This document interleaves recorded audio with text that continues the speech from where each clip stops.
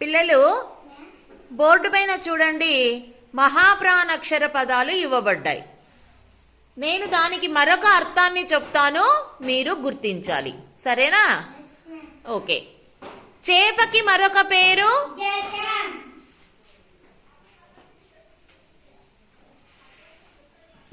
గాడిదకు మరొక పేరు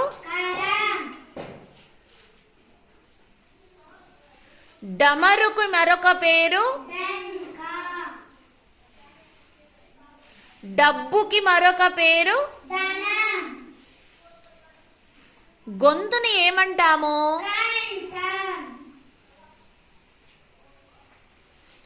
గొడుగుకి మరొక పేరు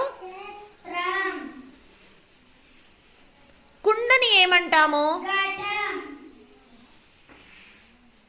దారిని ఏమంటాము?